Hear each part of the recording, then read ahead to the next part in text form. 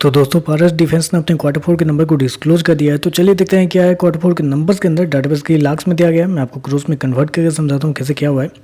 तो देखिए पिछले क्वार्टर में कंपनी ने 64 करोड़ के आसपास का रेवेन्यू जनरेट की थी ऑपरेशन के थ्रू, पिछले साल 65 करोड़ के आसपास, जबकि अभी देखें तो बढ़ के लगभग 80 करोड़ के आसपास कंपनी का रेवेन्यू आपको जाता हुआ देखना। तो साल दर साल देखें तो साल दर साल कंपनी के रेवेन्यू के अंदर ऑलमोस्ट बोल सकते हैं 23% के आसपास की तेजी आपको देखने को मिल रही है। वहीं अगर क्वार्टर क्वार्टर आते हैं तो क्वार्टर क्वार्टर भी कंपनी के रेवेन्यू के अंदर वही 23-24% के आसपास का जंप है। तो क्वार्टर क्वार्टर साल दर साल कंपनी का रेवेन्यू आपको बढ़ता हुआ देखने को मिल रहा है।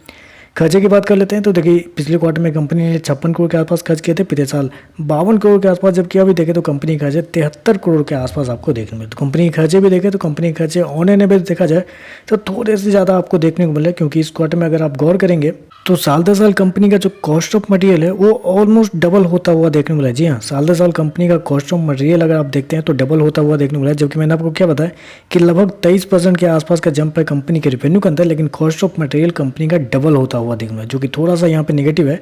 इस क्वार्टर में कंपनी को इन्वेंट्री के नाम पे 12 करोड़ के आसपास का फायदा हुआ है, जबकि पिछले साल देखा जाए तो 2.5 करोड़ के आसपास का लॉस भी लगा था। तो इस वजह से भी देखें तो कंपनी का एक्सपेंस और भी आपको ज़्यादा देखने को मिल सकता था इस क्वार्टर में।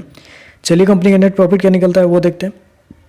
तो देखिए पिछले क्वार्टर में कंपनी लगभग 6 करोड़ के आसपास के प्रॉफिट में थी, पिछले साल 12 करोड़ के आसपास का प्रॉफिट, जबकि अभी देखें तो कंपनी का प्रॉफिट गिर के 9.5 करोड़ के आसपास आपको देखने को मिला। तो कंपनी का प्रॉफिट देखें तो कंपनी के प्रॉफिट के अंदर एक अच्छी खासी गिरावट आपको देखने को मिल रही है। लगभग बोल सकते हैं आप 19 से 20% के आसपास की गिरावट है साल दर साल कंपनी के प्रॉफिट के अंदर। वहीं अगर क्वार्टर क्वार्टर जाते हैं तो क्वार्टर क्वार्टर कंपनी के प्रॉफिट के अंदर एक हल्की सी तेजी भी आपको देखने में। तो हालांकि साल दर साल कंपनी का प्रॉफिट नहीं गिना चाहिए, रेवेन्यू कंपनी का बढ़ता हुआ देखने मिला है साल दर साल क्वार्टर क्वार्टर दोनों। ऐसे में कंपनी के प्रॉफिट के अंदर गिरावट नहीं होनी चाहिए थी। चलिए कंपनी के नेट प्रॉफिट क्या निकलता है वो देख लेते हैं। तो देखिए पिछले क्वार्टर की बात करें तो पिछले क्वार्टर में ₹1.71 के आसपास का ईपीएस था, पिछले साल ₹2.76, अभी देखें तो ₹2.56 के आसपास आपको देखना। तो साल दर साल देखें तो कंपनी का ईपीएस भी आपको गिरता हुआ देखने को मिल रहा है। तो ओवरऑल देखें तो मेरे हिसाब से नंबर कुछ खास आपको देखने को मिल नहीं रहा है। रेवेन्यू कंपनी का बढ़ता हुआ देखने को मिला है, प्रॉफिट कंपनी का गिरता हुआ देखने को मिला है।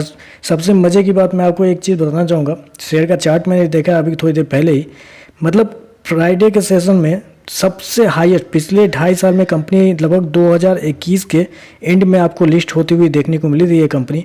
अब पिछले 2.5 साल में फ्राइडे के सेशन में highest number of volume trade हुआ है, हाईएस्ट नंबर वॉल्यूम 11% के आसपास की तेजी आपको देखने को मिली, और हाईएस्ट नंबर ऑफ वॉल्यूम उस दिन आपको ट्रेड करता हुआ देखने को मिला है। लेकिन कंपनी के नंबर तो उस तरीके के आपको देखने को नहीं मिल रहे हैं। तो कौन सा बाइक किसने बाइक किया किसने सेल किया ये देखना पड़ेगा, क्योंकि नंबर देखा जाए तो रेवेन्यू में बेहतर है, लेकिन कंपनी के प्रॉफिट के अंदर गिरावट है। इसका मतलब क्लियर है कि कंपनी के मार्जिन के ऊपर अच्छी खासी गिरावट आपको इस क्वार्टर में देखने को मिली है। तो चलिए बस आज के लिए बस इतना ही। वीडियो पसंद आए तो लाइक कीजिएगा, साथ में साथ चैनल को सब्सक्राइब जरूर कीजिएगा। धन्यवाद।